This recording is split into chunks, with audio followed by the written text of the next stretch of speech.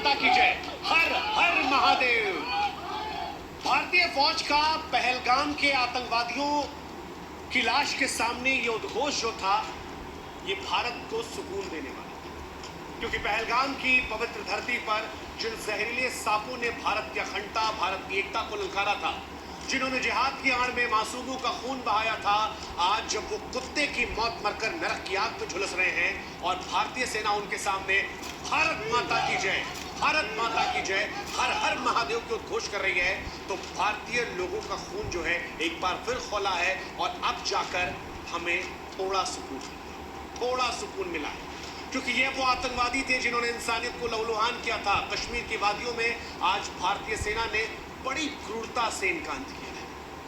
जिस क्रूरता से इन्होंने मासूम जिंदगियों को छीना था, उसी क्रूरता से आज भारतीय फौज ने इनकी जान ले ली है। और ये तस्वीरें विचलित करने वाली हैं, ये तस्वीरें परेशान करने वाली हैं, लेकिन आज ये तस्वीरें सुकून देने वाली हैं। क्योंकि इसमें वो शैतान भी शामिल था जिसने हमारी बहन बेटियों की मांग उजाड़ी थी, निहत्थे लोगों पर धर्म पूछकर गोलियां दागी थी। लेकिन आज इनके फटे हुए सिर से लहूलुहान लाशें जब बिछाई गई, सिर्फ खून नहीं सजा, बल्कि उस झूठे जिहादी विचारों का अंत हुआ जो भारत को बांटने का सपना देखते हैं। हालांकि हम चाहते हैं कि आप भी हमारी मदद करें, हमारे व्हाट्सएप चैनल से जुड़ें। लिंक हमने डिस्क्रिप्शन में और कमेंट सेक्शन में पिन कर रखा है।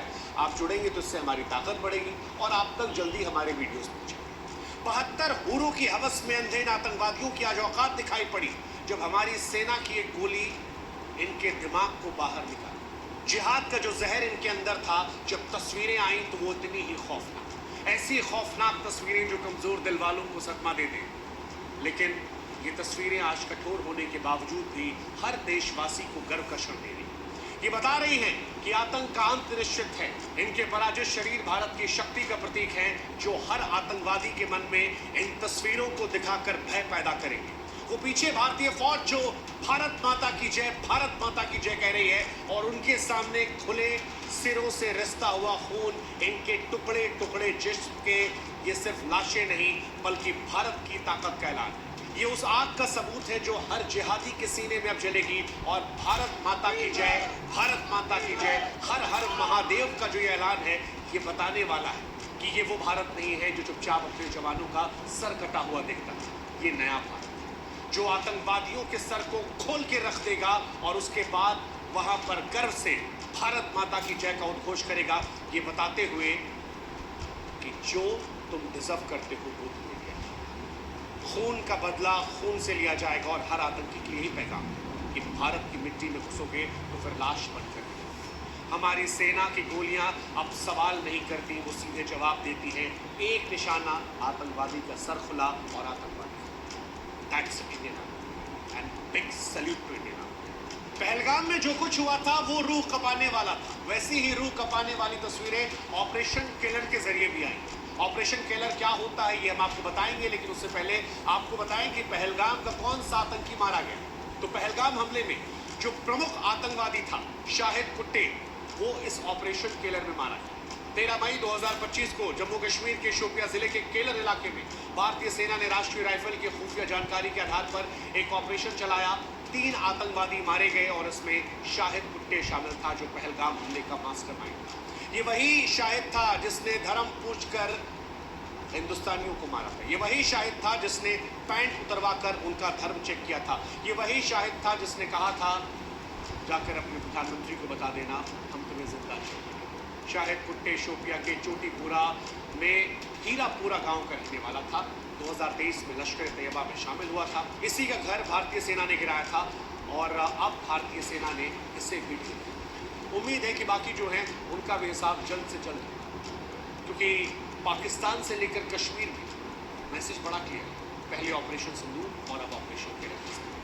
वैसे अगर आपके मन में सवाल है कि ऑपरेशन किलर नाम क्यों पड़ा, तो एक वजह तो आप जानते हैं कि किलर शायद थंबनेल में इस्तेमाल करने में या कहने में, लिखने में सोशल गाइडलाइंस का दिक्कत हो सकता था। तो ऑपरेशन किलर जो है वो परफेक्ट बैठ रहा है, ताकि आप जब इसका प्रचार प्रसार करें और आतंकवादियों के मन में खौफ पैदा करें तो ये स्प्रेड हो जाए। लेकिन जो रीज़न दिया गया है वो है ऑपरेशन किलर का नाम जम्मू कश्मीर के शोपिया ज़िले के शोयकल केलर इलाके के आधार पर रखा गया है। और भारतीय सेना ने राष्ट्रीय राइफल की खुफिया जानकारी के आधार पर लश्कर तैयबा के आतंकवादियों की मौजूदगी की पुष्टि की थी, जिसके बाद केलर नाम का उपयोग किया गया, क्योंकि ये उस क्षेत्र को दर्शाता है जहां पर आतंकवादियों के खिलाफ कार्रवाई हुई है। अब सवाल यह है कि ऑपरेशन केलर में क्या क्या हुआ। ऑपरेशन केलर भी ऑपरेशन सिंदूर का हिस्सा था, जिसे भारतीय सेना ने चलाया था। ये उसका एक पार्ट था। सेना को जानकारी मिली कि मोहम्मद शाहिद, मोहम्मद अदनान शामी और एक पाकिस्तानी आतंकवादी छिपे हैं। थर्मल कैमरों का इस्तेमाल करके इनकी लोकेशन निकाली गई और उसके बाद घेराबंदी की गई। नाइट विजन डिवाइसेस का इस्तेमाल किया गया और उसके बाद तीनों आतंकवादियों को थैंक यू कर दिया गया। उनके मंसूबों को चीथड़े चीथड़े उड़ा दिया।